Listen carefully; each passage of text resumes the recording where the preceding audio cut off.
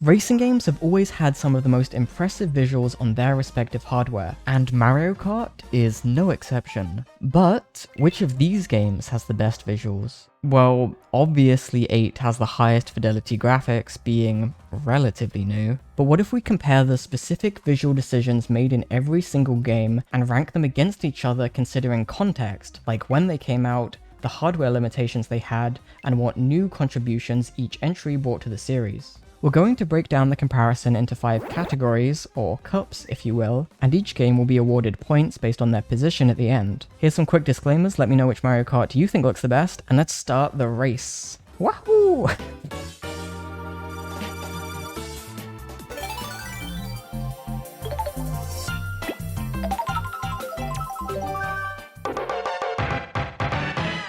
We're going to start right at the beginning with Super Mario Kart, and not the obvious visuals like characters or courses. Those are important, and I have a lot to say about them later on, but debatably even more important is the UI that holds these games together. SMK's UI is mostly simple and functional, but there's some unique quirks you definitely wouldn't see these days. This is the only game I can think of where important information is just kind of written on the sky in the background. I'm not really sure what aesthetic this is going for. It feels a bit like a child's drawing with all of these doodles, but the surrounding visuals just look like the rest of the game. I have a couple of fun facts about this screen though. In the Japanese version, there's an additional graphic with Mario and Peach's names under a love umbrella, plus Mario Kart written in katakana, and in Mario Kart 8, this sign in Super Bell Subway is a direct reference to it, with the same hills, the same grass, and even the swirly sun right here. Also, quick side note, they also changed the Mario Kart's logo in the localized version to make it slightly wider and potentially easier to read with a bigger O and reshaped E, but that's a whole thing I'm going to get back to later. The menus primarily consist of black boxes with text,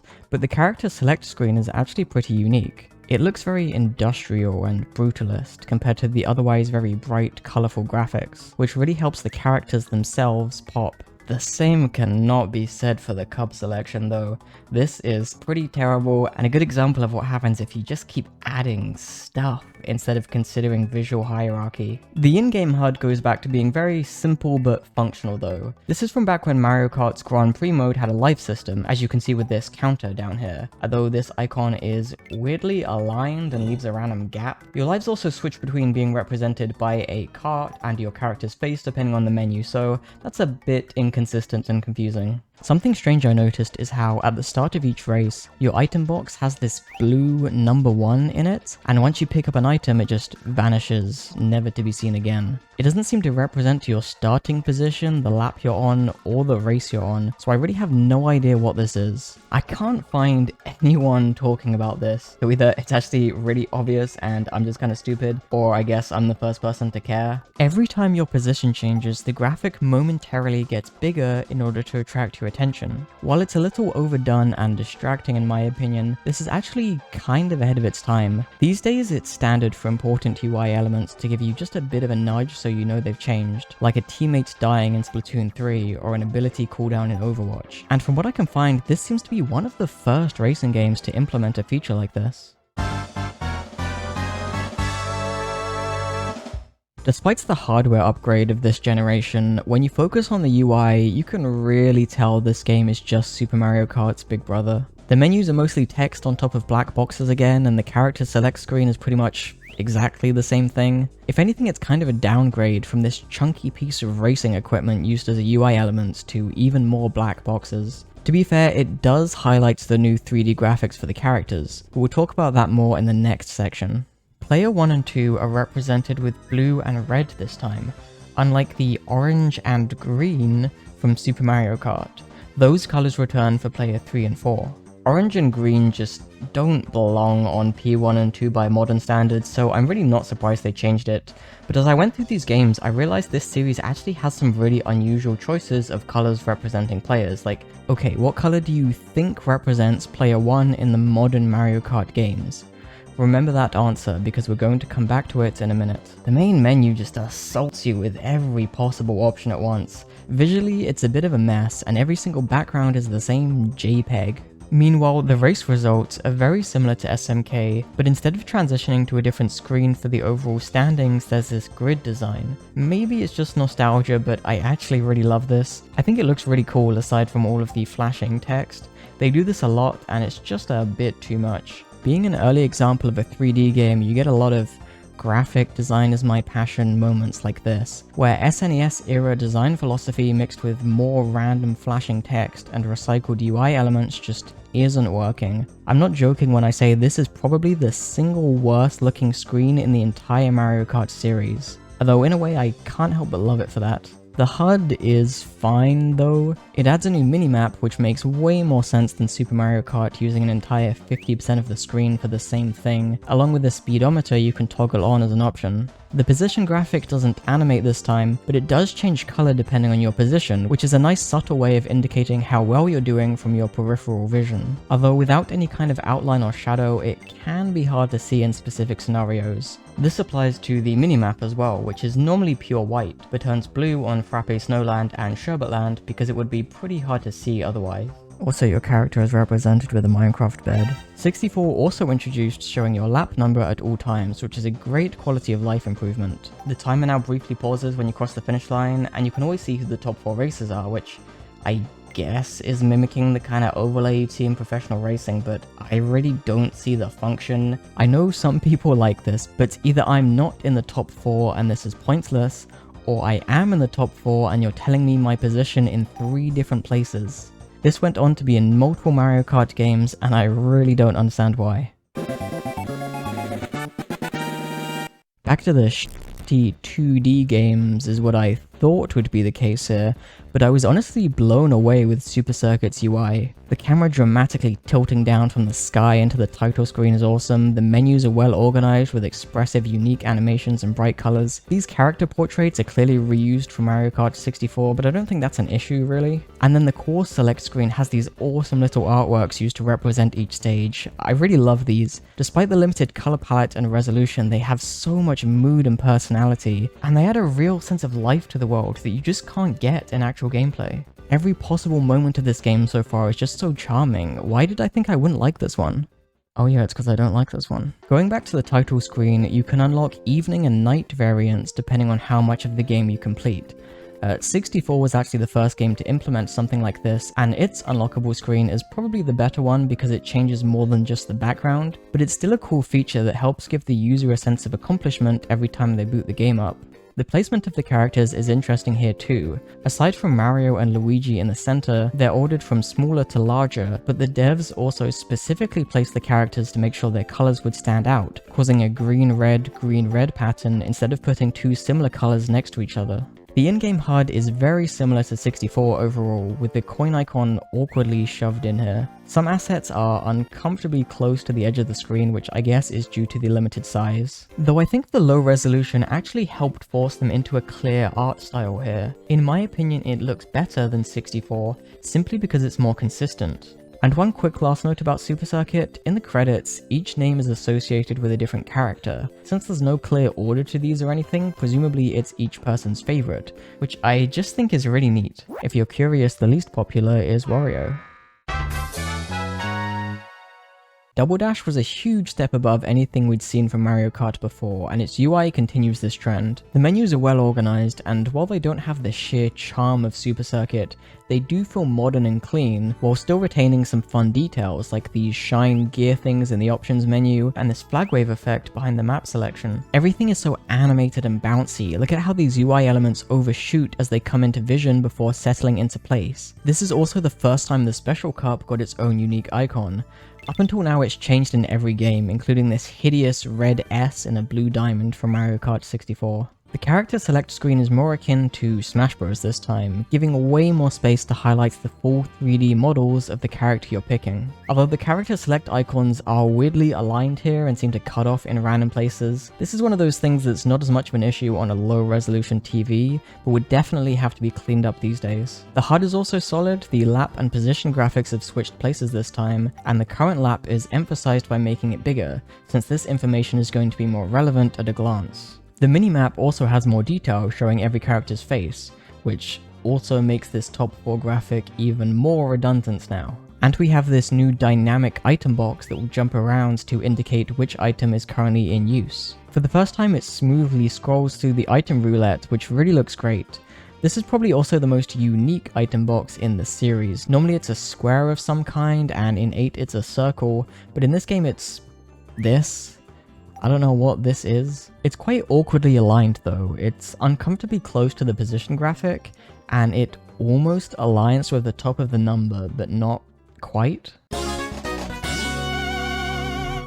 The Mario franchise in general started to become a bit sterile around this time, and it's pretty apparent in this game. Even the box art is more boring than before, and while we're on the subject, what the fuck is this logo supposed to be? What are these things? Most UI elements in this game are just a blue box. The bounciness I mentioned earlier from Double Dash is mostly gone, though to be fair it might be awkward to use the touchscreen if the icons kept jumping around, so movement is mostly reserved for the top screen.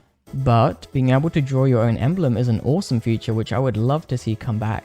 And in terms of UI, I also think they did a good job fitting in plenty of options for such a simple feature. Like, did we really need a color picker when there's only 15 colors in the first place? But it allows for symmetry here, and it's not like many other tools would have made more sense. Like, what do you want? Liquefy? I also think it's fun how they deal with the transparency here with this moving star texture. The fact it's animated means no matter what color you put down, the average user with no experience using drawing or image editing software will easily understand that it's a transparent space, without similar colors getting lost in the background. The addition of the touchscreen makes a big difference, in particular with decluttering the main HUD. Now there's only the position, lap, and item box graphic on the main screen, with the map, other racers' positions, and timer on the bottom screen. You can see the position of all 8 racers now, without it getting in the way of gameplay, and you can see the items held by every other racer, which kinda feels like cheating. This is a pretty huge upgrade in my opinion though. By Double Dash, I think things were getting way too cluttered with information that just wasn't useful. Now it's cleaner, but with basically zero compromises thanks to the dual screen. It even allows you to switch between a bigger detailed map or a zoomed out map of the entire stage. And this pattern in the background of your touchscreen represents which cup you're playing, which is a nice touch. Mario Kart Wii's UI is a really interesting case because it's specifically designed to mimic the UI of the Wii itself. You can see how the top and bottom borders here directly copy this motif from the Wii menu, down to the scan lines and the blue borders. Granted, it's a different blue, which is also interesting since the game's actual logo is the same blue as the Wii menu. None of this is necessarily bad, but it does limit the amount of personality this game can have. Something that doesn't line up with the Wii menu is the colors which represent each player, using yellow for player 1 this time, which would continue into Mario Kart 8. I mentioned this earlier because we'd normally expect player 1 to be blue or red, so this is a pretty unusual case. The reason is, starting with this game, the HUD in local multiplayer changes to the player's assigned color. So if you're player 2, it might be easier to keep an eye on which screen is yours with all these blue elements. Many standard UI elements in the Mario Kart series use a lot of yellow, including timers, lap and position indicators, character names, and even the logo sometimes. In order to keep things consistent, yellow was given to player 1 at all times. It's interesting to see such a rare color used for player 1 in such a mainstream franchise, and somehow I never really picked up on this before. I think the main menu does a pretty good job giving you all your key options in a way that looks clean and is easy to read. Another cool addition is the videos within these UI elements that give you a visual explanation of what each option does. This is a motif continued throughout the game, and I think it's a pretty great addition. Wii also introduced having more than just 1 or 2 unlockable title screens, and although none of them are particularly interesting, I like having characters other than Mario be given the spotlight. Some of the character select icons still have these weird cutoffs though. At least it's more uniform this time, but it would have been nice to just finish the silhouettes, to be honest. And while we're on the subject, I really don't know how to feel about this character arrangement. They're sorted by weight, okay, I get that. But something about having the first row dedicated to the fucking baby characters just feels wrong to me. The HUD is solid though, it uses DS's example and trims the fat a lot, cleaning screen space. The position graphic has a new spinning animation to help you keep an eye on the fact it's changed, while staying less distracting than the animation from Super Mario Kart. This graphic also has some transparent sections, which is actually a really cool idea, to again make the HUD feel less intrusive. But the shadows keep the same transparency, and I feel like it just looks a bit ugly. There's a little bit too much going on here. This time, the item roulette is a layer above the item box graphic, allowing items to animate a little bit more. In general, we're looking at these graphics head on, so the layer difference isn't noticeable, but when it rotates, you actually can see the item text just sticking out briefly. The item box is very animated too. When you watch it in slow motion, you can see it moves almost halfway down the screen. I'll also briefly mention this here because we introduced it, but Mario Kart always has such beautiful renditions of Earth for the online modes, and they just get better every time. Mario Kart 7's UI is really just DS's layout with something a bit closer to Wii's aesthetic. Although the character select screen is actually really cool. It's similar to DS down to the character's name written in orange, squares in the background, and the metallic back icon with a red arrow in the exact same place. But it's set in a garage this time, where you build your karts leading up to the doors opening as you get ready to start the race. I really love how they turn down the lighting to emphasize the light coming through the door. I like the screen transitions in this game, they're really smooth and appealing, including the slight movement on the spinning car builder as it settles into place, prompting the player to intuitively understand it can spin instead of being rigid. The in-game HUD is the cleanest it's ever been. The lap indicator is moved to the bottom screen, and for the first time the timer isn't displayed at all in GP races, which I actually think is a really good choice. I know some people disagree, but to most people Mario Kart is about coming first, not about beating a certain time, and the people who do care are more likely to play the time trials anyway. Interestingly though, the bottom screen map looks nicer, but in terms of utility it's an outright downgrade from DS, no longer showing stage hazards or dynamically adapting to areas where you're above or below sections of the course. This game is just all around beautiful. Every menu element has this glossy, glittery look. It all feels so premium and modern, even today, which this game is 10 years old, by the way. There's so much more color than Mario Kart Wii by making the artwork a prominent feature that really pops, instead of a blur with a giant white background. Putting the characters on a little pedestal is great too. It gives more context and a weight to their existence, rather than just floating in the void. The icon next to the vehicle name indicates what class it's in, adding more clarity than Wii. They really love putting this checkerboard effect everywhere in this one, even on the edge of this background as it loads in despite being on screen for like literally 8 frames. The stage icons are great as well. They're all composed to very specifically highlight a key landmark of each area, which is slightly outlined and takes up about 1/3 of the entire image. Even the cups are beautiful. For the longest time they essentially just reused stock Mario renders, but now they're also detailed and unique. I feel the same about the HUD, it's just so clean and polished. The item box graphic enters the screen only when it's in use, as introduced in Mario Kart 64, with the roulette animation from Double Dash, combined with the additional animations from Wii. For the first time it's a circle, which I really think does a lot to make it feel less clunky, and the item icons inside warp as they rotate from top to bottom. There's also a cooldown for multi-use items this time. I've seen this described as a timer, but that's not entirely true. Sometimes activating the first use of a multi-use item will trigger a timer, and sometimes it won't. But this countdown isn't shown for single-use time-based items like Star and Bullet Bill. Your coin and lap counters are in containers now, which I think looks a lot cleaner than previous iterations. And this time they changed the word lap to a simple icon.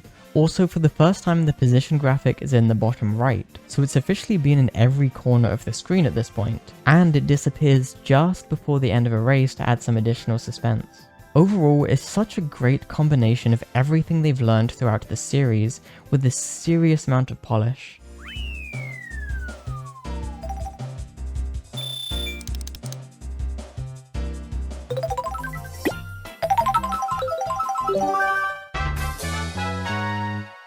Okay, so quick explanation on this section. I'm going to talk about playable characters both in-game and in menus, plus Lakitu, but not stage-specific NPCs like Shy Guys and Toads. Those will be talked about as part of the maps later on. Double Dash did amazing things for the series in terms of characters. Although 64 was a 3D game, this is the first time the characters themselves are real-time 3D renders, allowing for so many unique animations and interactions with the environment. And the double race mechanic lets them push this even further.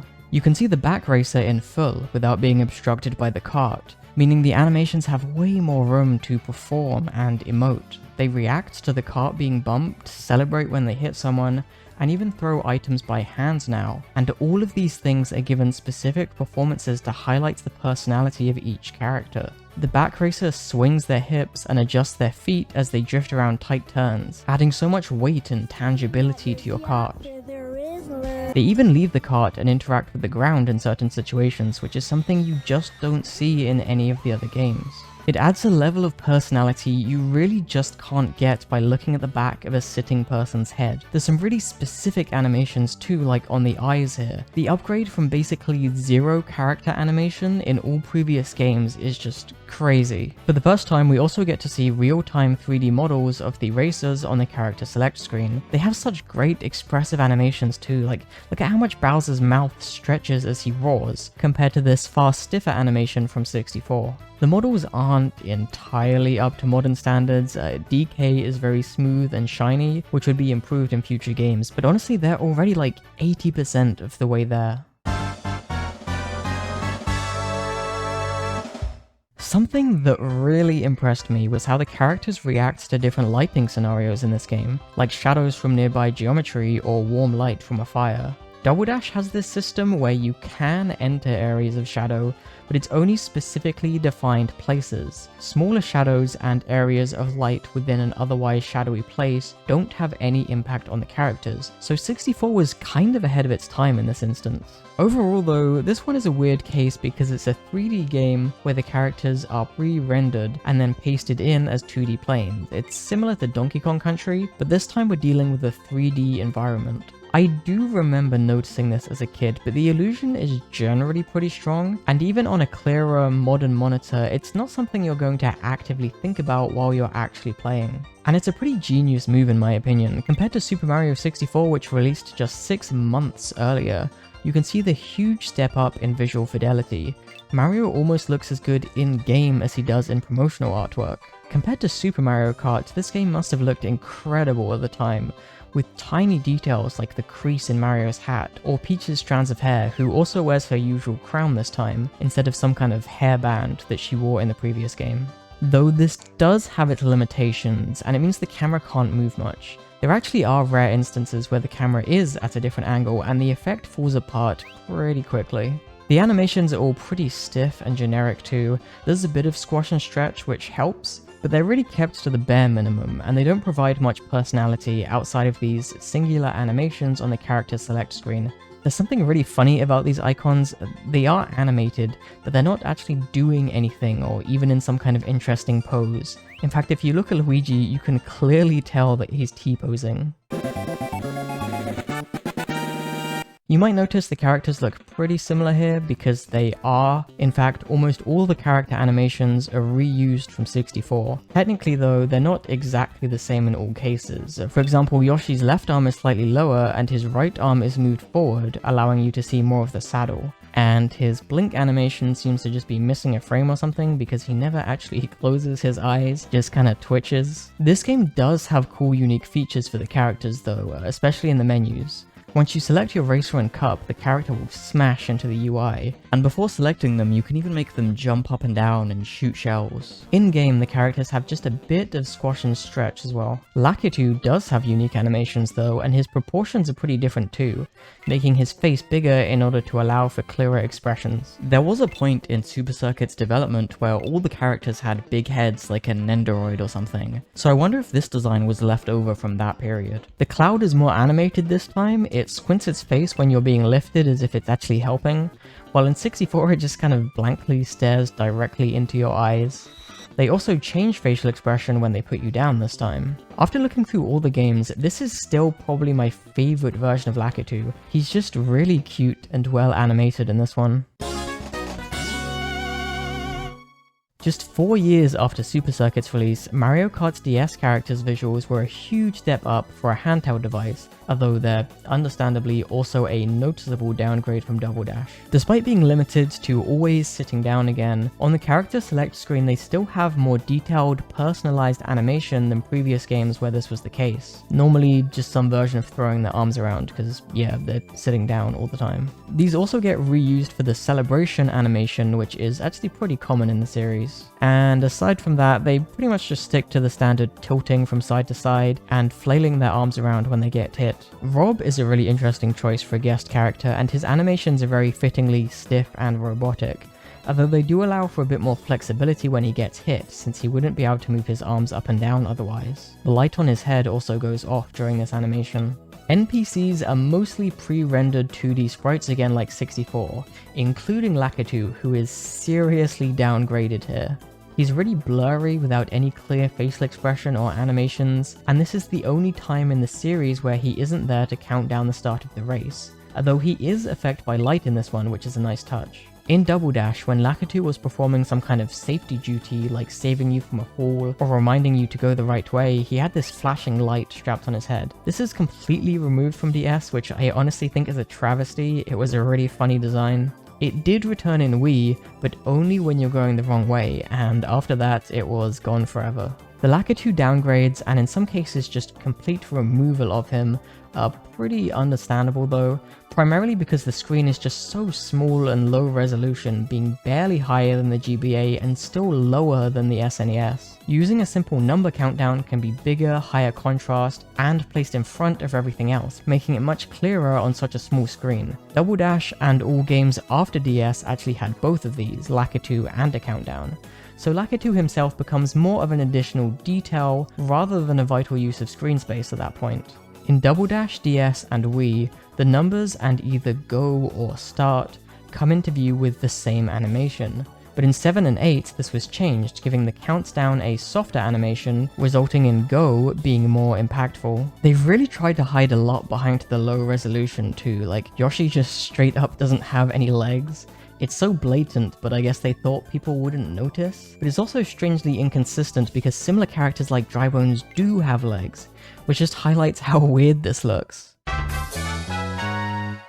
Mario Kart Wii is in a tough position where it barely has any more power to work with than Double Dash, actually reusing the exact same models, and the potential for expressive animation is lowered without the dual racer mechanic. But they still did some things that impressed me. With the regained focus on a single character, they improved the drifting animations to add a lot more weight and believability. You can really feel them trying to control their karts now as they lean into tight turns. There's also a whole new set of animations for tricks, which are a great gameplay mechanic too, plus another set of animations for the bikes. Again, you can really tell they focused on the driver shifting their weight into the drift this time, and the characters wearing dresses get a new suit just for this new class of vehicles. Any kind of character customization is really rare in this series. Normally the slightest change is considered an entirely new character, but it's always great to see. There's unique tricks for bikes and karts, and a lot of unique animations for different types of characters.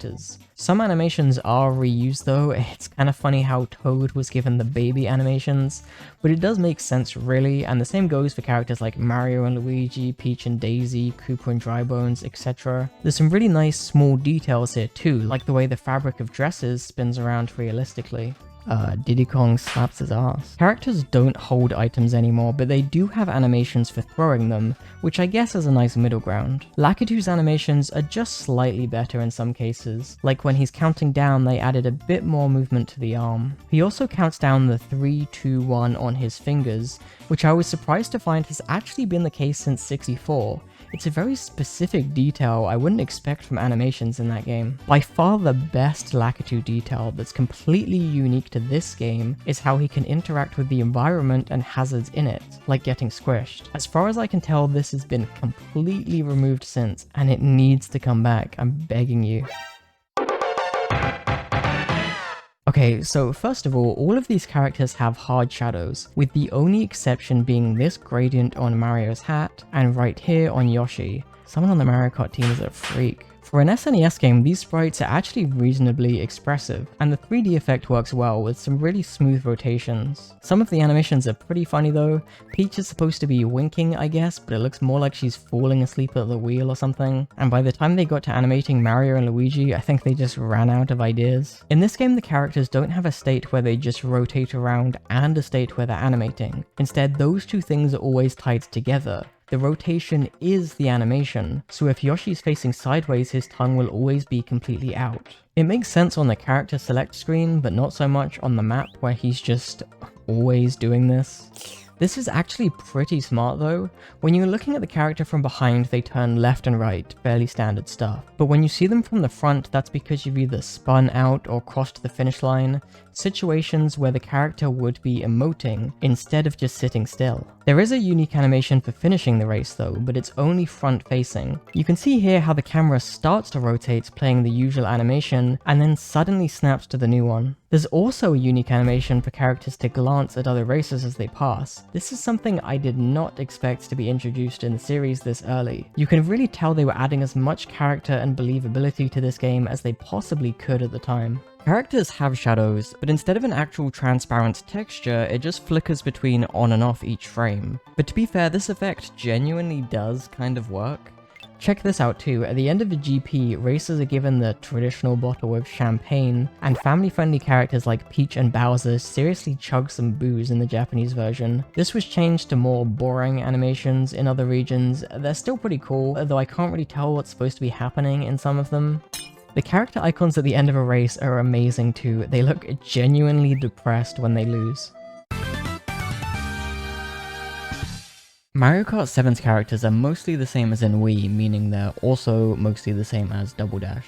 Pretty sure a lot of this stuff was directly brought over, but without the weighty feel of the drifts. They're far more stiff this time, and the more subtle trick animations means there isn't any room for interesting physics on the clothes. Hair also has very little movement. Rosalina's moves just a little bit in Wii, and in 7 it's completely stiff, whereas in 8 it kind of flows through the wind a lot more realistically, you know, considering the art style anyway. Peach is really the character you want to go to for hair physics though. In SMK 64 and Super Circuit, it's unsurprisingly completely stiff. But interestingly, in these games she has her hair down. Starting in Double Dash, her hair is always in a ponytail. And 7 was probably the first to make some interesting improvements, with specific floaty physics for the underwater sections. By the way, I never noticed before that Peach ties her hair up, while Daisy always keeps her hair down. It's a pretty nice subtle detail that tells you a bit about their different personalities. This game has some really strange guest characters. I'm sorry, but Metal Mario just sucks, and Honey Queen is just...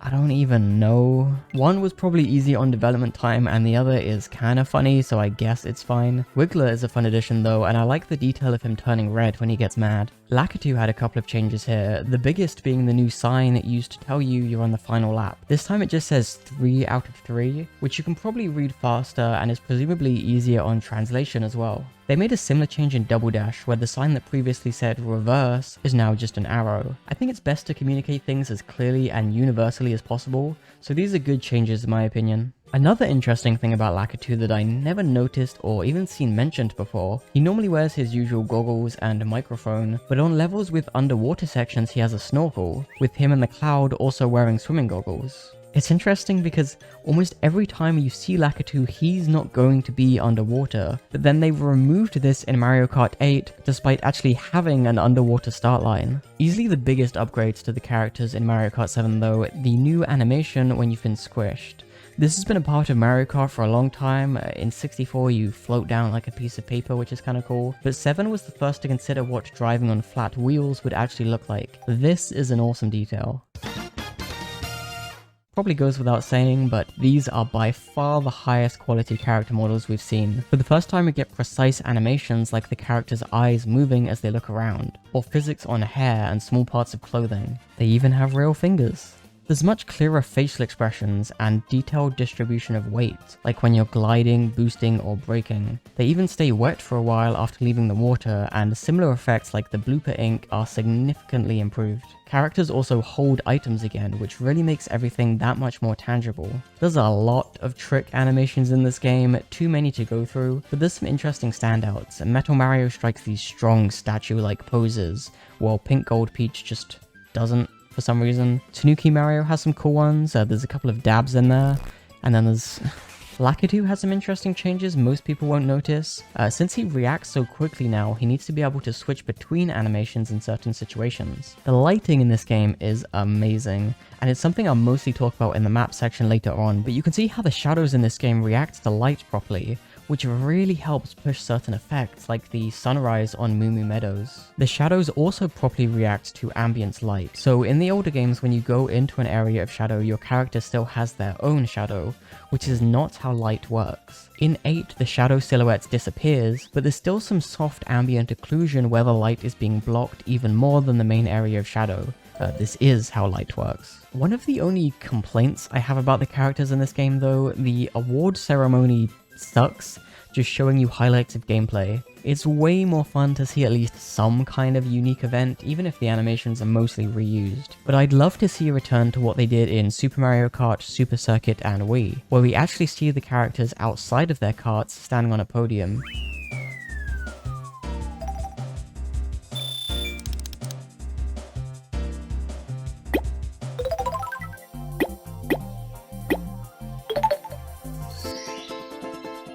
Hello everyone, I'm Deku Gamer, and I'll be doing a bonus round checking out some of the graphic design in the Mario Kart games. There's a huge variety of designs in this franchise, so to spice things up, the top 3 games that I decide have the most influential designs will be granted some bonus points. That means we won't know which game is the best until the very end. And trust me when I say, the range throughout the franchise makes this pretty unpredictable.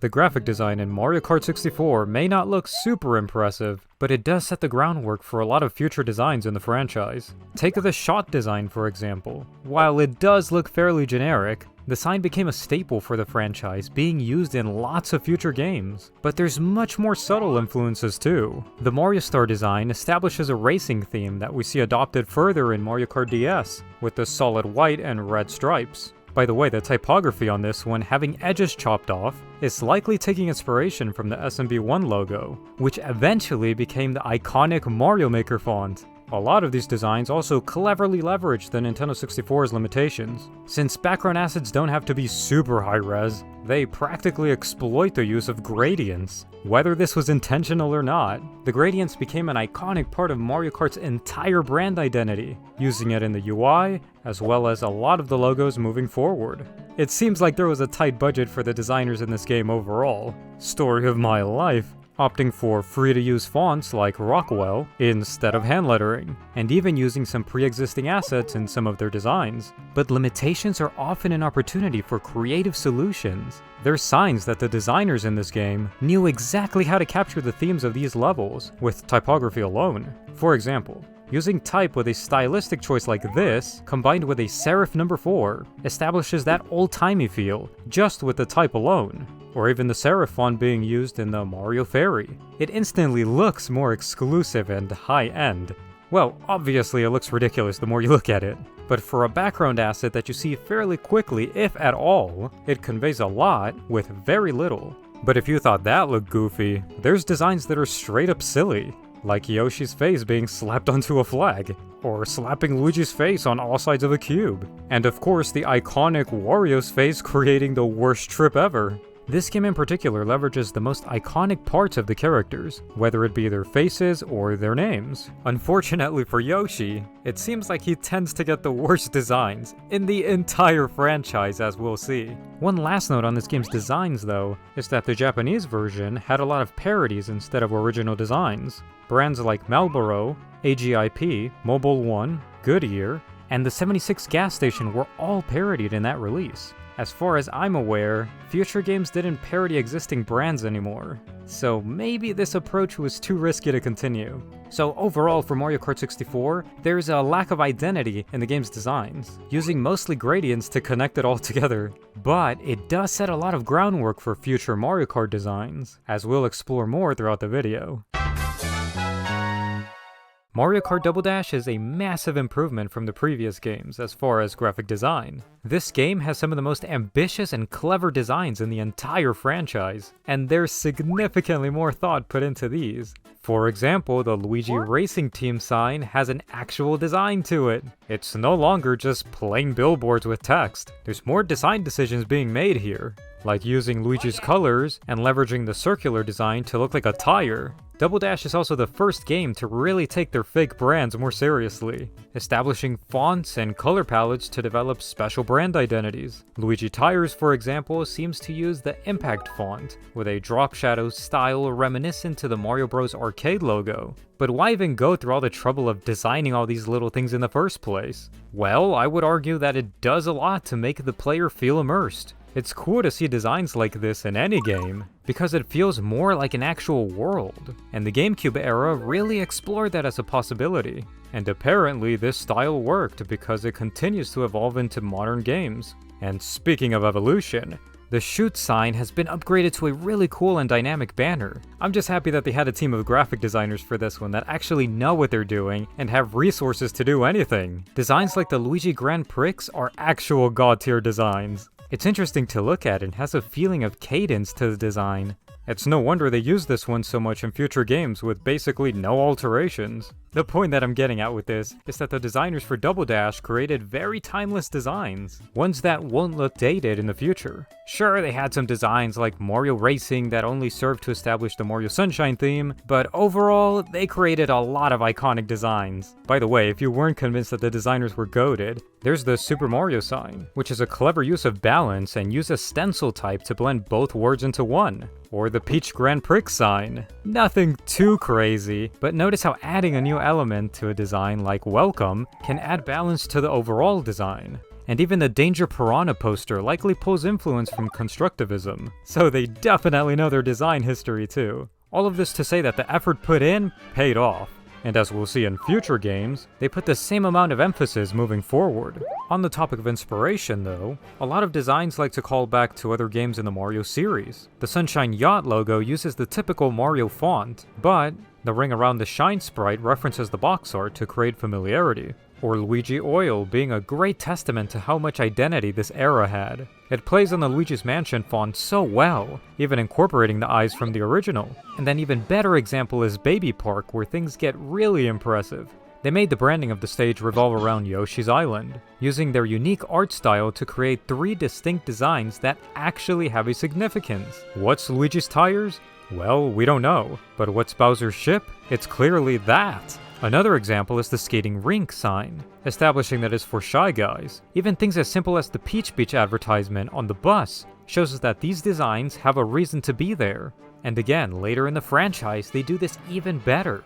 Now, Yoshi, for whatever reason, gets some unmemorable and strange designs in this game, like the Yoshi sign. Yeah, it doesn't really have a concept. And unfortunately, this Toad sign in the same track doesn't have much of a concept either. I mean, yeah, it looks racy, but why slap a random Toad on there and not, I don't know, Yoshi? Lastly, I gotta end this section on the topic of parodies again, because the way they go about it in this game is significantly more interesting than in 64. Instead of parodying existing real-world designs, they instead parody in-game designs. And the perfect reason to do that is Wario. Most designs in Wario's Coliseum parody the Mario version, and they sometimes commit to using new colors too. A lot of the signs here continue Wario's aggressive branding that he's known for. Way more personality than slapping his face on the entire track for sure. Oh yeah, and the Mario Kart sign parodies the Nintendo logo. Can't get sued if you parody yourself. Interestingly, Waluigi designs should be parodying the same way, but a design like WLGP is a positive sign that they will expand on the iconic parts of the character and make a design out of it beyond just the name or the face. The reverse L uses the iconic part of Waluigi without using his name or his face, and Waluigi Oil incorporates the reverse L to the entire design. It's very clever and unexpected. Oh, and real quick, the closed space inside the letters is known as a counter, and they're colored.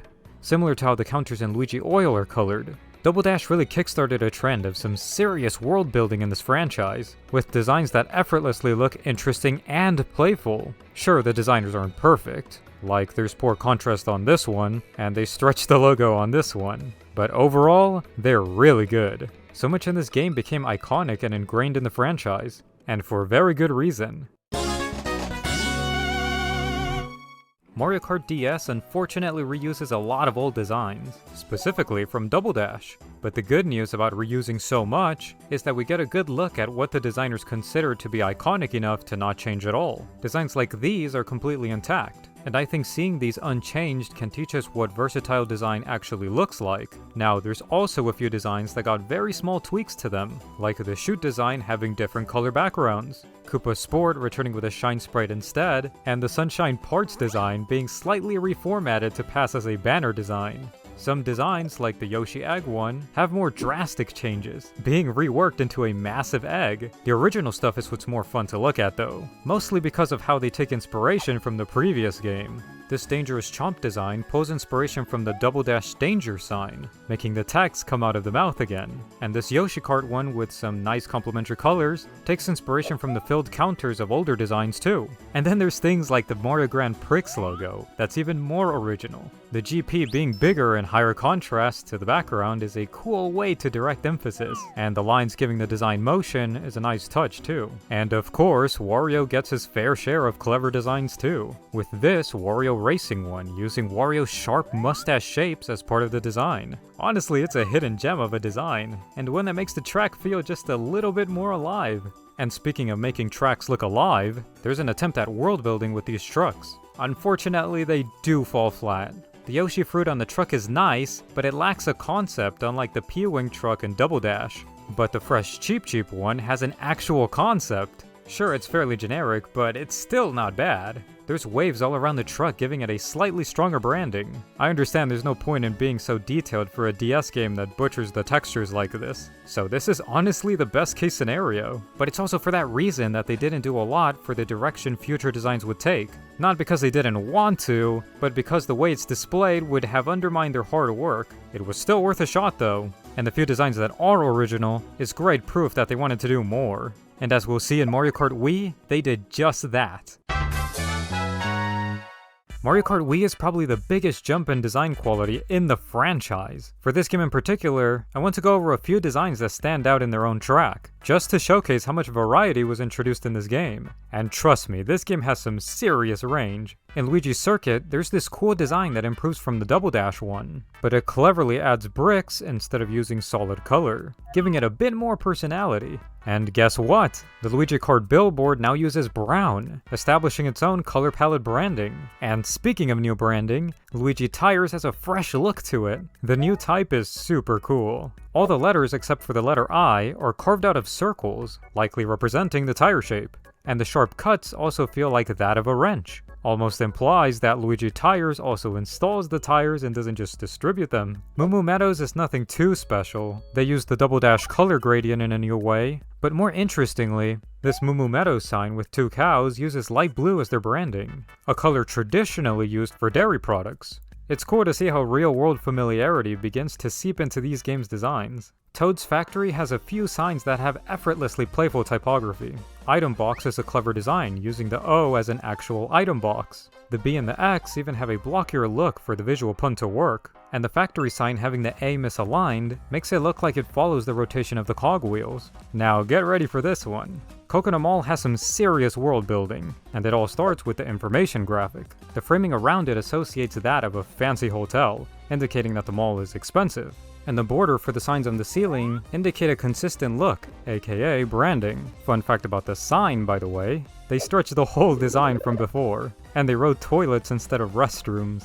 Thanks, Nintendo. The Coconut Mall store logos showcase a lot of variety in style and color. While most stores are Coco themed, there's a few that reference other tracks like Moo Moo Dairy. The Mii posters are pretty innovative too, using Miis from your own console, and it's actually fairly common for advertisements to focus on a person's face, and this composition choice is convenient to showcase your own Mii's face. Now, here's something that blew my mind. Coco Burger, which is a shop you wouldn't even see that well in a race, has an actual menu with food and drinks. They have things like Star Burger, Green Mushroom Burger, and Banana Juice, just to name a few. Basically, which juice is also a burger. but that's still pretty exciting considering someone went out of their way to flesh out a hard-to-read texture like this. That's the kind of dedication we like.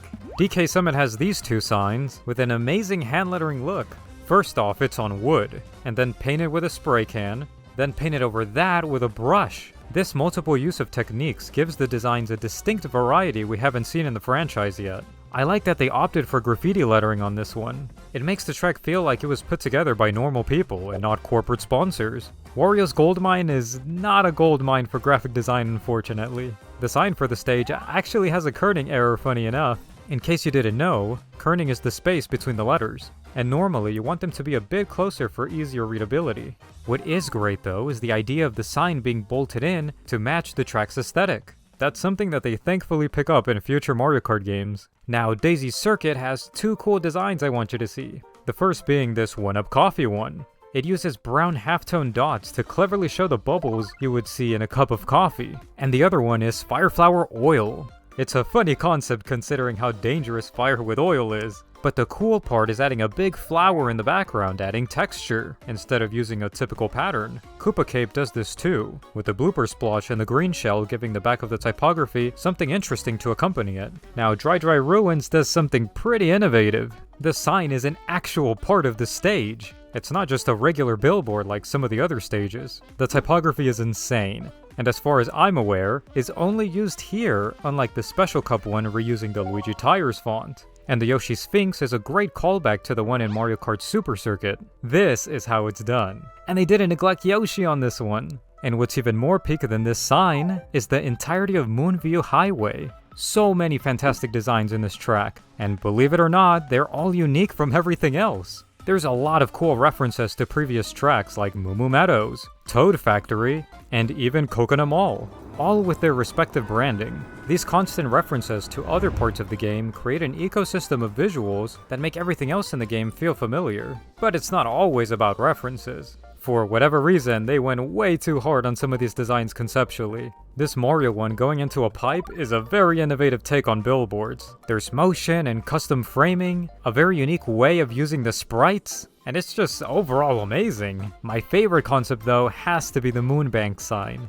Using a coin as the moon is super cool. It even mixes 2D and 3D so well. Why would they hide these? There's a cool bullet bill design around here too, that cleverly shapes the design around the bullet bill shape. They actually use this style in Mario Kart 7, so it's worth pointing out now. So much in this track looks real. The billboards are incredible, and it's mind-blowing that they're not advertising a real event. And what better way to end this section than with the Mario Raceway Retro track? A lot of the old designs are here, but I want you to look at this. Does it look familiar? This Yoshi sign parodies the Mobile 1 logo, just like the N64 Japanese version did. It's so cool that they snuck that in. Pretty ballsy too, but hey, it looks different enough. So Mario Kart Wii had a variety of designs, and they experimented so much that something was bound to stick for future games. The game basically acted as a second Double Dash as far as designs. It innovated whenever it could, and it brought us some new iconic work. But most importantly, it started Yoshi's redemption arc. Mario Kart 7 has a surprising amount of original designs. While yes, they reuse quite a bit of stuff, there's a few instances where they change up a small thing, like in the skating rink sign from Double Dash. For some reason, they replaced the 3D Shy Guys with 2D ones. It's a strange thing to do, considering they have some designs with 3D renders on them. I like the care that was put into these Daisy designs, by the way. I'll just pretend like this ugly one isn't there. There's actually a few designs that look rushed, believe it or not. The I Love Sports one has a massive kerning error, and this Mario one looks like it's straight out of Mario Kart 64. It's interesting how much the quality varies in this game. Thankfully, these examples are more like anomalies, because everything else is pretty solid. Like this Bullseye and Water Sports designs are really cool. They both use a scaled up background like some of the designs in previous games. It's no wonder they're still reusing the Luigi Raceway 8 years later. By the way, remember the Bullet Bill design from Mario Kart Wii? Well, this design in Mario Kart 7 takes strong influence from it. Once again, the shape of the design is influenced by the Bullet Bill shape. And they took it a step further by making a gradient mimicking the fire coming out of it. While these things aren't super groundbreaking or anything, they do show some playfulness in what was previously created. The previous games showcased a thorough understanding of making designs fun and interesting to look at. that. And this game does it pretty well, considering the other DS one didn't do it so well. Designs like the shooting star bringing back gradients, Glide and Dash having a cool CRT texture inside of it, and even the cross-country cycling one having text on a curve to convey cycling on a non-linear path are all prime examples of being playful to make otherwise plain designs look interesting. And that's very important when making things look and feel real. Mario Kart 7 did cut some corners sometimes, but when they had to make original designs, the designers created some fantastic work, and this was somewhat of a teaser for the work they made in the final game, Mario Kart 8. This is Mario Kart graphic design at its best. They don't overlook anything. Every design has a reason for existing, whether it be for an actual business, place, information, or an amusement ride. Have you seen this sign for Fun Flower in this obscure area? Well, guess what? It actually exists. Or Mario Motors, which is seen everywhere, has an actual place for it too. I know they've done this before, but never to this degree. There's just significantly more planning for why these designs should exist in the first place. One of my favorite examples of this is the Mario Kart TV logos, acting as both a sponsor and the company that films the races. You know how previous games have been resourceful with how they use designs they already created to explore new ones? Well, this is about to blow your mind. This local information graphic acknowledges the majority of the graphic design in the game. This is not filler text. All of these brands have a design somewhere else in the game. Is that not insane? And then they do it again with the actual racetracks. This is no longer just pretty background assets, but an actual world being created from the ground up, with designs acting as a reminder for how much effort was put into this. And on top of that, the new logos look incredibly refined. Bowser Oil having a nice flare in the R, and an asymmetrical O gives the design so much life, or Fuzzy Battery matching the energy throughout the entire design. It's the most detail the designers have ever put into this franchise, and they even remain playful whenever possible, like this using pre-made renders and making an actual concept out of it. And that's something that they didn't overlook. Peach Patisserie is an actual concept.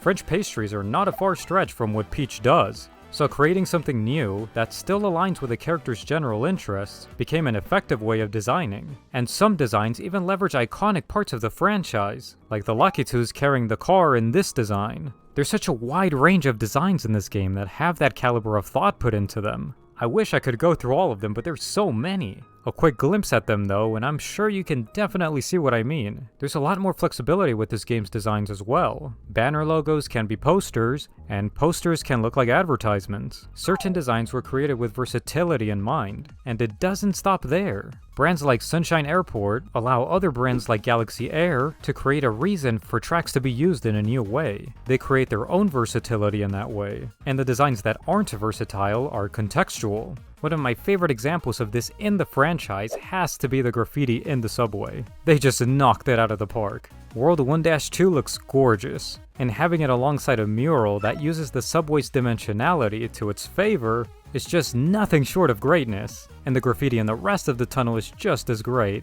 I really love graffiti lettering like this, because it's unapologetically experimental. You can always learn so much from how these letters were painted. The subway adds a level of realism to this game I've never seen before. I'm going to end this section with this graffiti. To me, it represents a bright future for this franchise's designs. It's so playful and experimental, partially because it has the perfect excuse being graffiti, but also just look at how graphical it is. To me, it says that Mario designs can have this level of ambition. As far as what this game will do for the future of the series, I'm very optimistic that this direction of detailed designs will become the new standard. This is exactly what makes a game stand out.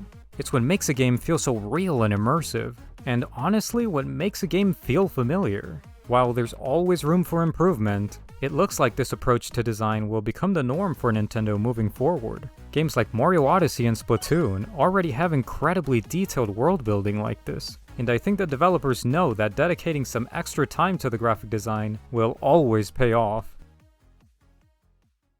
So, after looking at how each game tackled their graphic design, my final ranking looks something like this.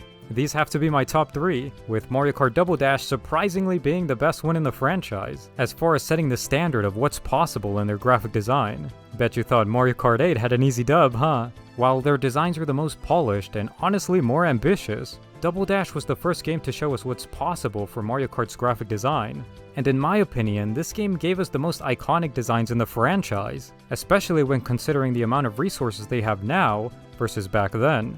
As for Mario Kart Wii, the designers for this game did a great job with both the world building and creating memorable designs, but it doesn't quite surpass the other two in each area. So yeah, that's my mini tier list. Thanks to JP for considering the graphic design in their scoring. Also, let me show this gem one last time.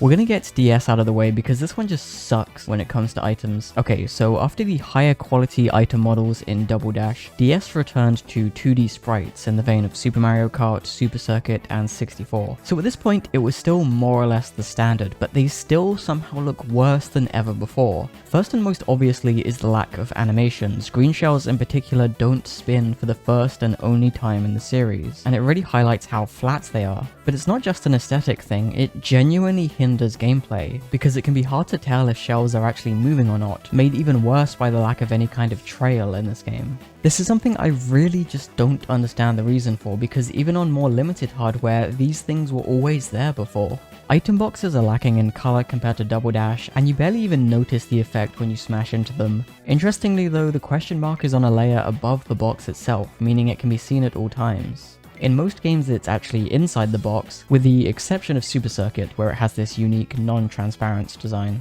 Fake item boxes are an interesting case though, and my understanding is this design is a fan favorite. They pretty much look the same as regular item boxes but without the question mark graphic, and they don't rotate.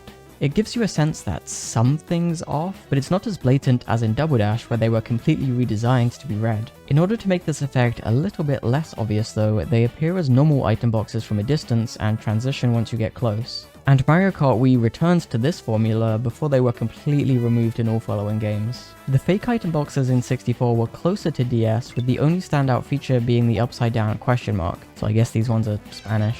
Something else DS introduced was having the icons for red and green shells face opposite directions, except for when you're actually holding them. In all games until now, both shells always faced left, but now red shells face left and green shells face right. It's a subtle way to help differentiate two very similar designs just a bit more. In Wii and all following games, the green shell is facing left and the red shell is facing right. On the opposite side of the coin, Double Dash was the first game to introduce fully 3D models for the items, and they all feel so much more solid for it. This was also the first game to give bananas mouths. I guess they're pretty happy to be in an extra dimension, unlike DK's special bananas, which I guess are mad apparently.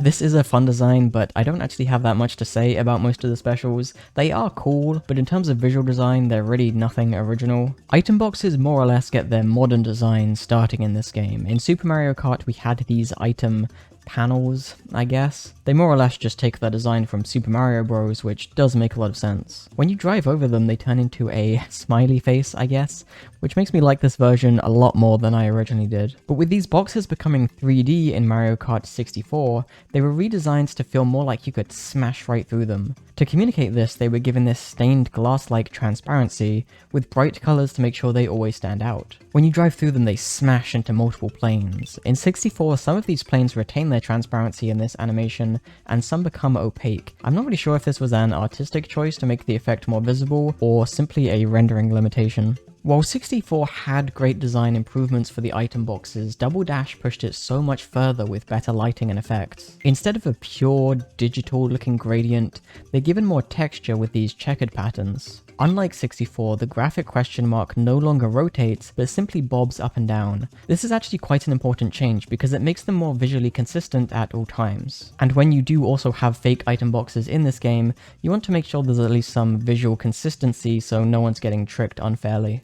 The effect when you smash into them in Double Dash is really upgraded too. You can see the light reflecting off each of the planes this time. While the banana did retain its smile after Double Dash, the star never smiled again. But the effect when actually using it in Wii is the best so far in my opinion. In Super Mario Kart it was way too much. 64 toned it down a bit and added these nice star particles. Double Dash toned it down a little bit too much by completely removing the rainbow colors, and DS went in the opposite direction, turning it into this thick layer of rainbow goop. I think Wii was the first game to get it just right. It's got the glowy rainbow effect that makes you feel invincible, but without the eye damage from some of the previous games. Super Mario Kart obviously gets credit for inventing most of these items, but not too much, because like these designs pretty much already all existed. To be fair though, when you see a green shell bouncing around these days, it's exactly what you'd expect to see, but I do think it's a pretty genius transition, turning a cool mechanic from a 2D platformer into a cool mechanic in a 3D racing game. They did a lot with what they had. The shells all have this spinning animation. The banana skins are funny in this one because they really slop down like a real banana skin that's just been tossed on the ground, instead of keeping that perfect silhouette you see in all of the following titles. And the lightning effect is crazy in this game. It turns the whole world into some kind of rainbow blast. In 64 and Super Circuit, the sky quickly flashes a few times, closer to a real lightning strike, but in all following games they just dim the screen a little. I don't think it looks as cool, but I can understand the desire to keep bright flashing lights to a minimum, and having this lightning effect actually interact with the characters more clearly communicates what's happening. By the way, I noticed the atmosphere like the fog on Choco Mountain briefly gets turned off when lightning is used in Mario Kart DS. And in 64, the way they handled lightning means you can't even see it when you're in a tunnel. Despite most items being flat planes in the same vein as the characters, there was an attempt to make the bananas more three-dimensional in 64. Instead of having a single 2D plane face the camera at all times, they added an additional perpendicular plane going through it. You see this in a lot of games. It's a good way to give things like plants more depth without using resources on things like 3D models, but here, I don't know if this works. It gives some extra dimensionality to the ends of the peel, but removes the smooth cylinder shape you would expect to see. Bananas also don't have eyes when placed on the map in this game, but they do in your item box. And shout out to the banana bunch graphic in this game, it friggin' rocks. Mario Kart 64 also introduced the blue shell, which is easily the most iconic item design to actually originate from Mario Kart. They don't have any cool effects in this one, they just kinda hit you. To be fair though, this was 1996, so explosions weren't invented for another 5 years. Starting with Double Dash, they added wings to the blue shell, and the explosions have this cool cel-shaded look to them. In Mario Kart DS, they added an additional animation where it kinda hovers over you before attacking, like it's playing with its prey. For Mario Kart 7 and 8, they changed the design again, back to the original N64 wingless design, but it still hovers before hitting you, allowing you to save yourself at the last minute in specific situations.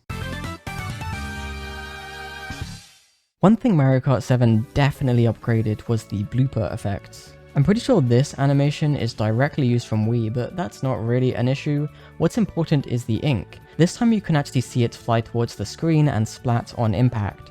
These textures just growing on the screen in Wii and DS look pretty bad by comparison, and the extra out of focus blur in 7 really helps as well. The Lucky 7 was an interesting new idea too, as far as reusing a bunch of old stuff at the same time can be considered new. But let me complain about the icon for it real quick, because for some reason it's the only one with a background.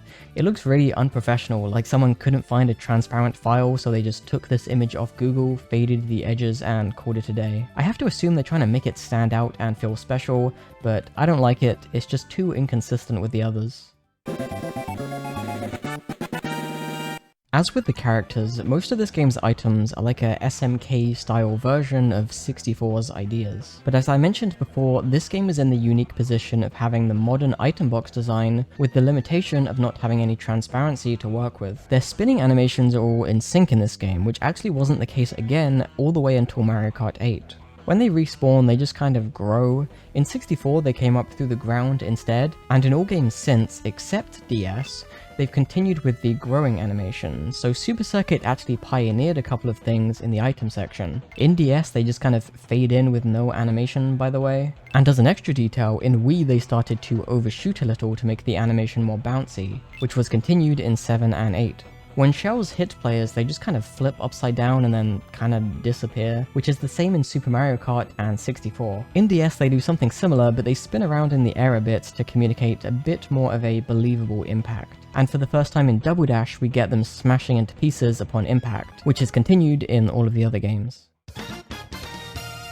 Let me tell you what I don't like about this game. The Super Horn looks kinda weird. I get that it's one of these block items, similar to what we've seen in other Mario games with a speaker installed, but considering this is the Blue Shell Destroyer, it's just kinda lame. It looks a bit like a child's toy or something. Aside from that though, it goes without saying the effects in this game are amazing. It's the really small details that add up, things you'd barely even notice in real time, like the shards that fly into the air after smashing into an item box actually refract lights now. I liked the star in Double Dash, it has this cool golden shine to it, but now it really glows like it's brimming with power, and unlike Double Dash, these items in your hand actually react to being used now. Even things like coins look great, especially on stages that really push the lighting.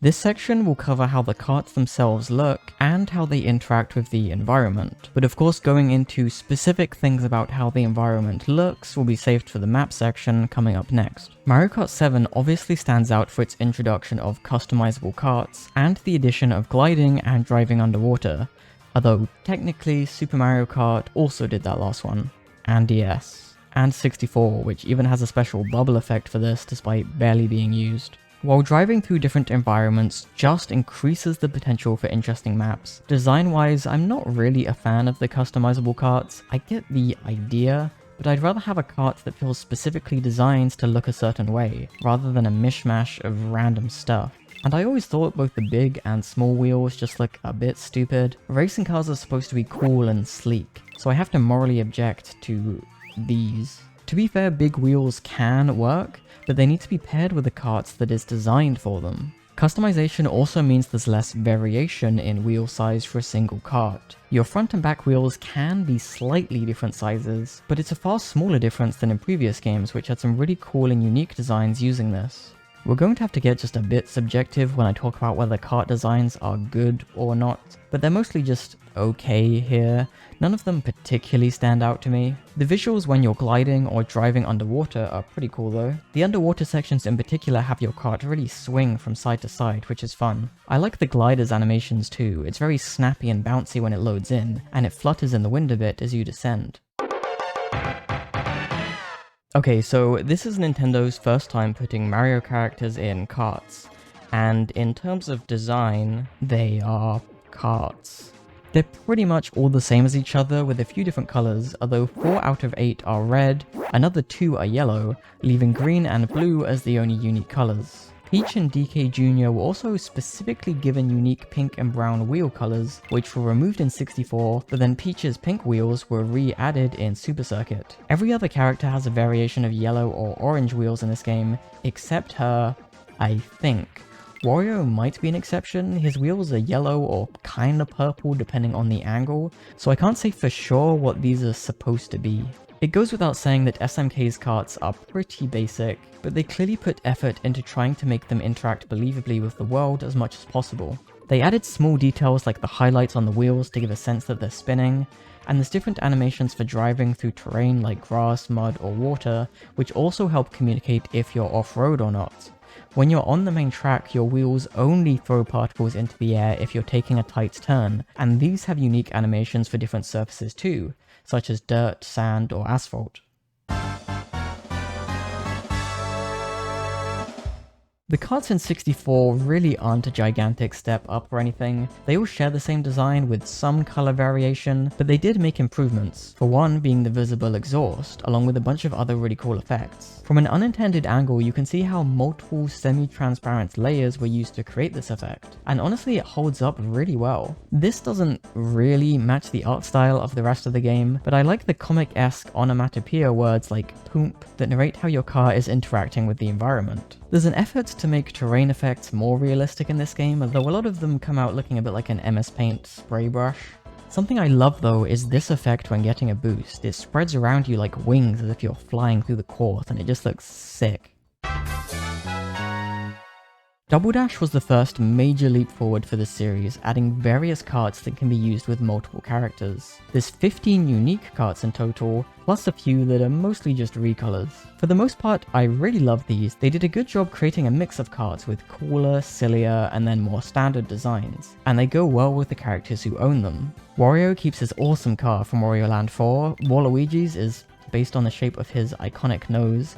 I think Bowser Jr.'s Bullet Blaster is pretty sick. Yoshi's car is just kind of funny. The way they interact with the world is great too. Suspension in particular adds an incredible amount of weight and tangibility. Barreling down DK Mountain is just that much more fun when your wheels are bouncing around like crazy. Terrain effects are more varied this time. You can see huge plumes of snow or dirt from rival races. Grass particles are considerably improved, and water effects look way better than before as well, including unique effect animations for falling into either water or lava. I really wanted to make a specific claim about how often the splash effect is reused between water and lava, but it's honestly too hard to tell. Most of the time they're extremely similar, but I think there's slight differences, so judge for yourself. But what I can say for sure is Double Dashes are the most distinct from each other. In DS, they no longer had the resources to keep the cool suspension system from Double Dash, but they did add a lot of bouncing and stretching to try and make up for this. It helps prevent things from feeling too stiff and rigid. You can see the character in the kart bounce a little when landing, or the huge build-up before starting a race with a boost. Kart designs are fun too, there's some seriously wacky ones in this game. The Rob legs are particularly unique. There's also a digger, an actual tank, and Bowser's big stinky foot or something. You can also pair any kart with any character, resulting in some really funny combinations, which is always nice to see. Mario Kart 7 obviously has far higher quality vehicle models with more texture variation, but honestly the designs themselves in DS catch my eye a lot more than the karts from that game. Something that really stands out to me about Super Circuit's karts is the boost animation. It's only a few frames, but it's really effective. Honestly, one of my favorites in the series. In terms of stylization, they really hit it out of the park with this game, even despite the limited hardware. There's a unique blue version of this animation for drift boosts, but interestingly the drift itself doesn't communicate if a boost is charged. This is the same as Super Mario Kart, but a bit of a downgrade from 64, which decided to show the E transition from white to yellow to orange to communicate how much of a boost you'll get once you stop drifting. This varies across the rest of the games too. In Double Dash it transitions from yellow to orange to blue. In DS it flips around to blue into red. Wii is blue into red, but on bikes it's instead a small blue spark followed by a much bigger spark. 7 is blue into red, and in 8 it's blue, orange, and then purple. Also, normally the exhaust flames after a drift are always the standard orange color, unless you use the blue falcon in Mario Kart 8, where it correlates to the amount of drift boost.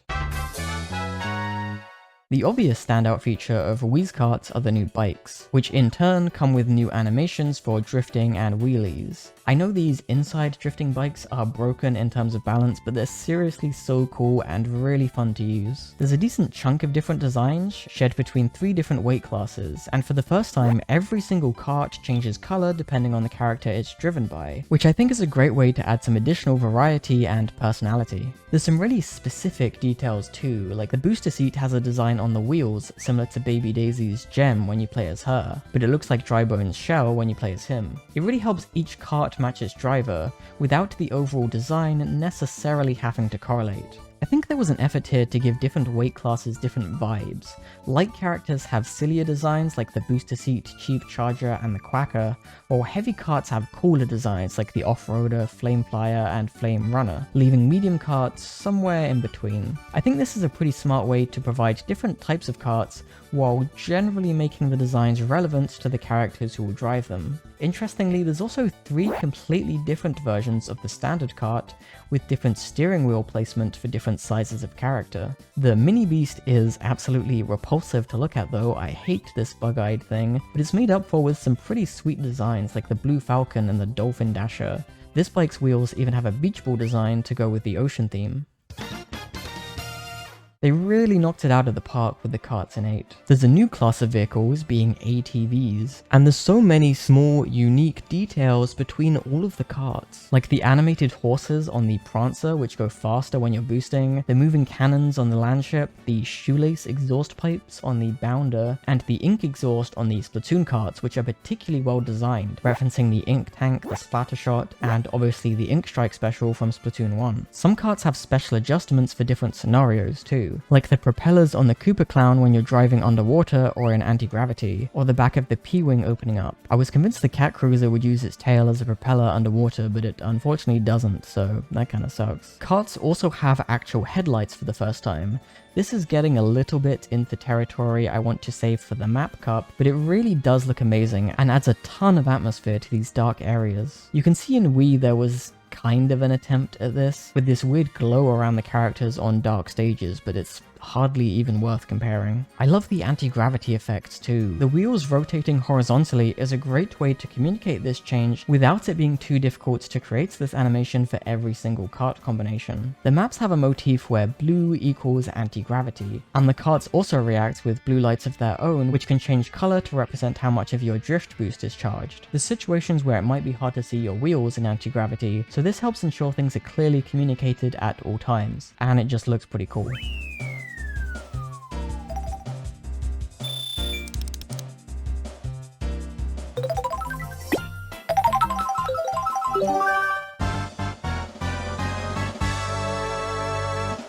Mario Kart 64 was a major upgrade in terms of stage quality. SMK stages all feel very similar, just a flat plane really. The 3D visuals of this game allowed for a ton more creativity, resulting in places that feel very distinct and lived in. In the 2D Mario Kart games, almost everything you see is just a part of gameplay, except for a couple of static images used for the background. 64's worlds are brought to life by details that exist to make the world feel like an actual place, outside of just a racetrack, like the crowds of people watching from the bleachers, or the giant fish on Banshee Boardwalk, and this creepy jailed Thwomp in Bowser's Castle. This guy must have done something particularly bad, because even the non-jailed Thwomps are just sadistic in this game. None of these things actually do anything. But as a kid, these are the parts that stood out to me the most because of the questions they raise, leading you to believe there's a bigger world out there with stories to tell. Like, surely it's not safe to sail a cruise ship that close to the edge of a waterfall. Interestingly, the render distance isn't actually high enough to see it from the bridge though. But there's also plenty of new stage hazards that actually do affect gameplay. Some act similarly to those in previous games, like the Porcupo in Yoshi's Valley. These guys aren't used often, but they originate from Super Mario Bros. 2 and also appear in the Super Mario Bros. Super Show, surprisingly. Other stage hazards have completely new behaviors though, like the cars on Toad's Turnpike or the train on Calamari Desert. These again really add to the sense you're driving through an already established lived-in world, but they also create interesting new gameplay mechanics which really haven't required any changes to this day. But the limitations of the console are still obviously pretty apparent. There's a lot of walls blocking your view to prevent you from seeing there's really not much going on in the distance. This section of Luigi's Circuit looks especially awkward in my opinion. You can really see that the world just cuts off here and there's nothing going on behind those walls. DK's Jungle Parkway attempts to create the illusion of a dense forest, but it's pretty weak, and I think anyone would immediately realize these are just flat plains with a few 3D models scattered about. When you can see into the distance, there's generally nothing there, although for an ocean or desert that's not exactly unrealistic. I think Moo Moo Farm strikes a good balance. There's plenty of varied geometry without an abrupt, clear endpoint to the world. The hills create a realistic limit to how far you can see. Details like the bridge give a sense that this is a real lived-in area, and there's plenty of life around, like the cows grazing in the distance and the Monty moles, which also create an interesting stage hazard that makes taking the inside turn risky. They're also really annoying, but at least when you hit them they fucking die in this game. On this stage you can also see how the sides of the road have a unique darker texture, where, similar to real life, the sides of the dirt road have a build-up of loose dirt and rocks that get pushed away from the center. All that said, it's a shame this track layout is pretty boring. It's supposed to help players learn the game, but the point of this game is to also play it over and over again, so I think it could have had a little extra something to make it more fun. 3D walls also allow for immersive types of communication to the player, like arrows warning you of upcoming turns. This isn't present in SMK, and in Super Circuit it's replaced with simple arrows baked into the UI. There's some fun variations too, like the graffiti arrows in Banshee Boardwalk. There's a couple of things that could be considered downgrades though, like the wave break animation just isn't animated here, it kind of appears and disappears. Okay, so obviously these stages are limited by hardware. They're all completely flat with only a handful of themes repeated over and over, but we're still going to praise the efforts that went into them. Obviously we've got the parallax effect on the backgrounds, with different layers sliding at different speeds to create the illusion of depth. It works, but it's not like there's actually that much going on here either. In the foreground though, there's a clear effort to add a sense of depth, like the shadows cast by the grass and the bridge on Donut Plains. On Vanilla Lake, the snow also has a shadow effect, and the lighting remains consistent throughout the entire stage, so no matter what direction you drive, the shadows will always be on the southeast side. Stages also make an effort to include multiple times of day, morning, daytime, evening, and even night, all sets different moods and provide a lot more variety than the obvious move of just setting everything in the middle of the day. Similarly to the items, stage hazards are reused from pre-existing Mario designs, but I think they create some interesting gameplay with clearly communicated and unique movement patterns. The thwomp on Rainbow Road even has its own star effect to make it that bit more special. This was fairly surprising to me, but I actually think Super Circuit's maps are a decent step above Super Mario Kart's, you know, visually. The snow levels are probably the most obvious example of this, where SMK's track, off-road, and even sky blend into this blinding white blur. Super Circuit defines these far more clearly, with an appealing range of colors. SMK had a sheen of light on the ice to communicate that it's smooth and slippery, but Super Circuit takes us a step further by actually animating it. It's a bit of a strange effect in practice though. You can always see where this animation will happen because of the different orientation of the gradient. Many types of map are the same as before, but just better. I love the boos with their candles on Boo Lake, and the glow of the lava on Bowser's Castle, which even lights up your character as you drive over the grates. Stages have more variety than before too. Yoshi's Desert has an oasis with trees and grass, and the background is so much more detailed than anything in Super Mario Kart. I think these stage hazards are actually termite mounds, which is an interesting choice. To my knowledge, this is the only instance of termites in the entire Mario franchise. They were even removed in the Mario Kart's Tour version of the course. Unlike SMK, where a type of course was associated with a specific time of day, always reusing the same background, we now get multiple variants on similar locations. Sunset Wilds has this beautiful lighting, which changes every lap. Every Bowser Castle is different, and Mario Circuit is your standard daytime course, while Luigi Circuit takes place during a storm. I love the rain effect on this one, it even animates differently depending on if your character is moving or not. This hangar is labelled as 64 for, I think, obvious reasons, and we can even see this Luigi blimp take flight in the background of Sky Garden. Going back to Sunset Wilds, there's these freaky Shy Guys who seriously try to murder you if you hit their tents. Along with the boos in this game, this is easily the scariest Mario Kart. Some of these stages are so unique and strange too. This is a great one, but then places like Ribbon Road and Cheese Land feel a bit random. The theming became way more cohesive in a certain future game, but for now I think they're still fun ideas. Also, this place has cheese termites. The retro stages are the easiest way to directly compare how this game took the fundamentals from Super Mario Kart, but added way more life and detail with visually stunning backgrounds and effects like the lens flare. For these stages they just reused assets, which is completely fair, although some of the theming ends up a bit weird. Like, I don't agree that Donut's Plains would be in a jungle, but I can see the logic. It was the most efficient use of what they had.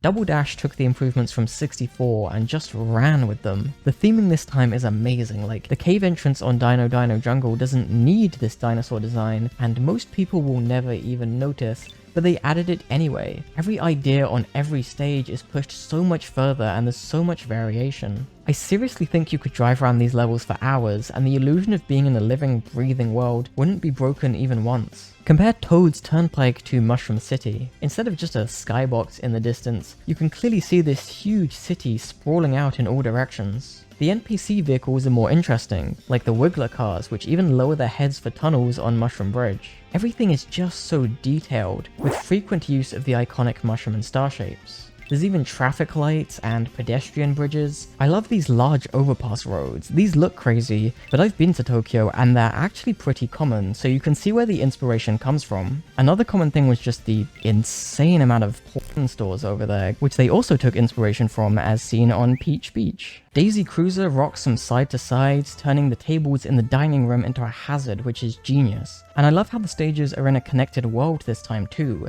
You can see Daisy Cruiser from Peach Beach and Yoshi Circuit, or DK Mountain from Baby Park, and there's even connections to the further Mario franchise, like Luigi's Mansion seen from Luigi Circuit. Frequently repeated elements like the finish line and arrows are more thematic as well. On Sherbetland, the finish line is this cool ice structure, while on DK Mountain it's made out of wood. Rainbow Road has this solid glass-like appearance now.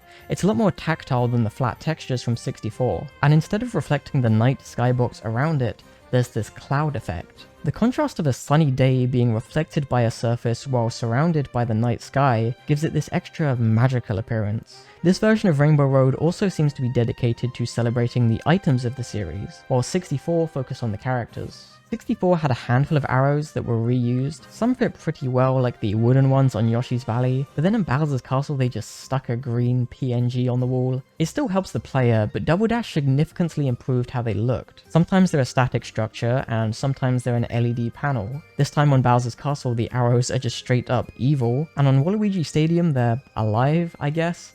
This game had a weird obsession with making everything sentient. I don't really mind, but I'm not sure if giving the trees faces adds much either. Even the clouds and the sun have faces. Although that one actually makes sense because the sun is canonically alive in the Mario franchise, but at least it seems to be happier now.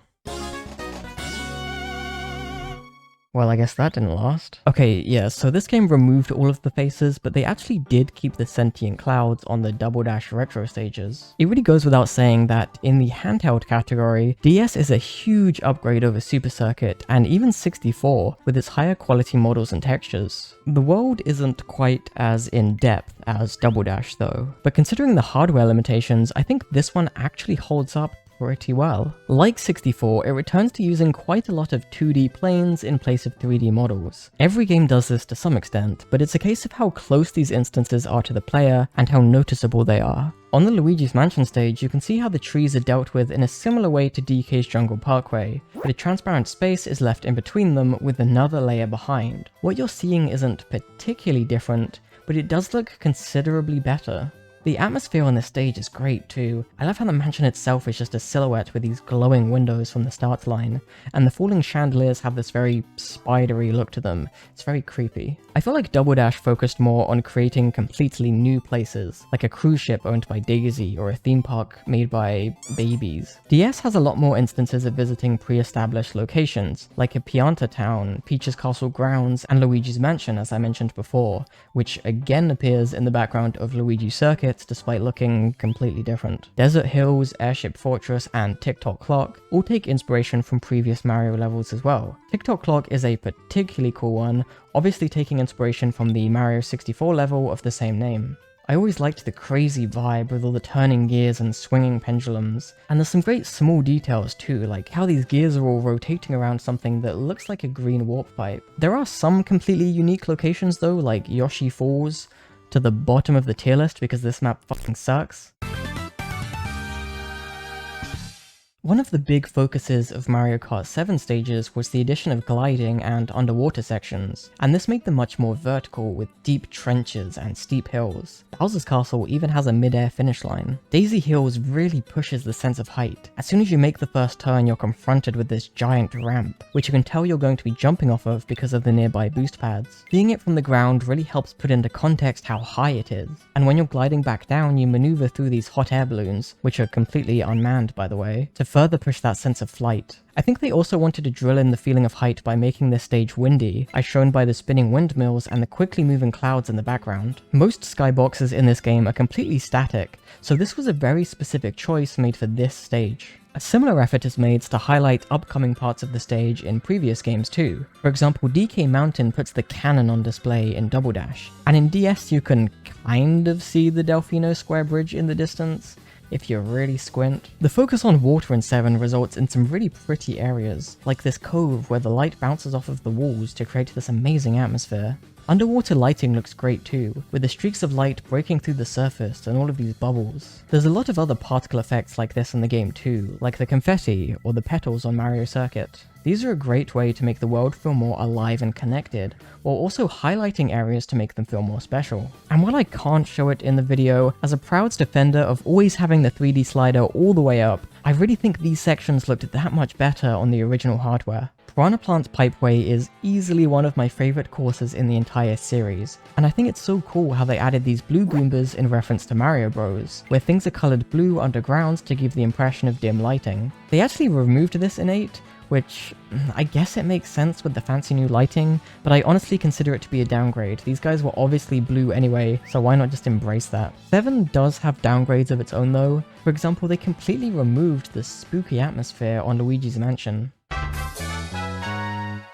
Okay, so I feel like Mario Kart Wii's visuals have become a little bit infamous actually, mainly because of this intense bloom on everything. When you compare it directly to Double Dash, you can see how desaturated it is. I don't think it's awful or even bad really, but I wouldn't argue with someone who called this element specifically a downgrade. I never even realized until making this video that Peach's castle is right there on Mario Circuit in full view from the starting line. It's obvious when you know it's there, but when you're just playing the game it blends into the blurry mess of the background, and it's the exact same colors as these houses, which even get in the way of the castle's silhouette. It barely even stands out in this footage, which is far clearer than we would have had on standard definition TVs at the time. This is just one example, and it's not always the case, but Wii does often struggle with feeling as clear and refined as the previous and future games. That said, I do think the original level designs are some of the most iconic, and this game also has some clear examples of level design which introduces you to a mechanic and then slowly evolves it as the player learns how to react, similar to what you'd see in a Mario platformer. Grumble Volcano is a similar idea, except each lap the course becomes more dangerous instead. You can really feel the sense of heat on this map with the embers in the air. And these cave entrances are even designs like the castle sprites from Super Mario Bros, which is really cool. Another interesting element of this game's stages was the focus on retaining the feel of the retro maps. This is also the case in games like DS and 7, but I feel like it's the most noticeable here because you're playing on a bigger screen. On a Double Dash stage, the trees have faces again, and on a 64 stage, the trees have that round, plasticky feel. They could have given Shy Guy Beach visuals more similar to the modern levels, but instead they kept the choppy wave animation from Super Circuit. They did make some changes though. The trees in Donkey Kong Jungle Parkway are mostly flat textures again, but they're raised to make the effect less obvious. I guess whether you like this honouring of the older games or if you'd prefer everything to be more visually consistent is just up to personal preference. I also really like how stage hazards can interact with items more in this game, and there's of course also the iconic burning up in the atmosphere effect as you fall off of Rainbow Road. I could make an entire separate video about the stages in each of these games, but Mario Kart 8 in particular is just a lot. I'm going to do my best to talk about the highlights, but there's no way I can even point out close to everything there is to say about this game, so, feel free to leave a comment with your favorite details. I think the lighting is a huge part of what makes this game so pretty. Every single surface in this game perfectly reacts to the light around it. This walkway in Water Park is just a little bit wet. Booster pads create a light source that bounces off nearby surfaces, and in any instance where you go through a dark cave, the headlights look amazing. Look at how the light goes through this canopy, turning the ambience lights below it red. There's so many tiny details too, like the snow and dirt on the bottom of the advertisements by the road. And the world is brought to life with more NPCs than ever, like these toads having a great time in the lake, or these hardworking Shy Guys, or the birds that disperse when you get too close. Plus there's the consistent presence of MKTV, who are canonically in charge of broadcasting these races, which ties into the Mario Kart TV mode where you can watch replays. These guys are set up all over the place with recording equipment, and the cameraman even tracks you. It's completely unnecessary, like we didn't need an explanation for why replays exist. But the fact they went this far just shows how much love and care was put into every tiny corner of this game. And I haven't even mentioned the anti-gravity feature yet. This really lets them push the level design that much further. Now every single stage is seriously like a roller coaster ride, while the camera placement is always carefully thought out to make sure it's never confusing to the player. These segments are always color coded as well. You go over a blue panel at the beginning, and there's often subtle blue lighting along the way. 8 handles retro stages pretty differently to the previous games. This time they're completely remade and updated. I personally prefer this, It's not more visually consistent, and they're just beautiful in this game, like the incredible amount of detail in Tick-Tock Clock, or the amazing lighting on Cheep Cheep Beach. And before anyone mentions the booster pass, we're not counting that, okay? But it is interesting to consider how those worse looking retro stages were received, considering that was more or less the norm for most of the series. I made a whole other video about that though, so I'm not going to go into it here. The updates give them the freedom to improve the level design too. This raised portion of Mario Circuit makes it just that bit more interesting, and it's even held up by an Ultra Hand. Now that I've pointed out something that everyone already knows, I have to do something more niche, so... Okay, did you notice the Mario Kart logo on the finish line changes depending on the game each track comes from? Stages from 8, 7, Wii, and DS all use the modern font, while stages from Double Dash, Super Circuit, 64, and SMK all use the old font. Now remember right at the start of this video where I mentioned Super Mario Kart's logo being slightly changed for the localized version. Despite going on to use the Japanese version of the logo worldwide for 64, Super Circuit, and Double Dash, they used the localized version of the logo to represent them here. Also, Wii and DS always used the old font on the finish line despite using the new logo, and in 7 the new tracks used the modern logo, but all retro tracks used the old version of the logo even if that game used the new logo. Also, I think Nintendo themselves forgot about this. In the DLC stages for the Wii U version of Mario Kart 8, that's the Egg, Crossing, Triforce, and Bell Cups, not the Booster Pass, they used the modern logo for the retro stages with the exceptions of Baby Park and SNES Rainbow Road. So yeah, here, they just completely forgot, I guess. That's about everything I have to say about the stages in 8, aside from all of this. The track in Cloudtop Cruise is a beanstalk coming out of a question mark block. These fucking course names, fuck hell. Bone Dry Dunes has tapestries with Mario sprite artwork. You can see the cow's breath on Moo Moo Meadows. Giving the Zelda stage a whole puzzle element is genius. Super Bell Subway has a ton of awesome graffiti designs, and there's a map with the same city seen below N64 Rainbow Road. You can maybe see N64 Koopa Troopa Beach from Sunshine Airport. Cheeseland has these little desert huts which also look like pepperoni on pizza. If you crash into the finish line, it spins. Can't do that in 7. And there's a great amount of variation within the same stage hazards, like the Piranha Plant with the standard, desert, Zelda, and dancing versions. And it's really easy to see the low poly version of them in this game as well.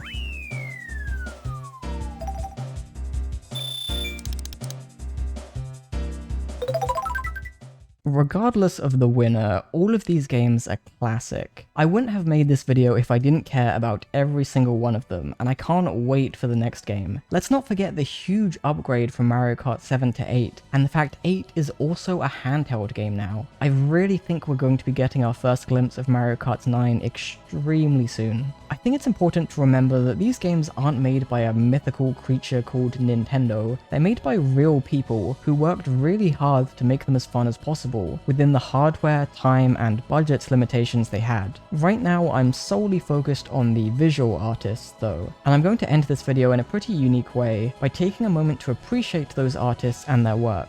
Look at how small these teams started out, and just how huge they've become over time in order to make these modern games possible. I think you'll be pretty surprised.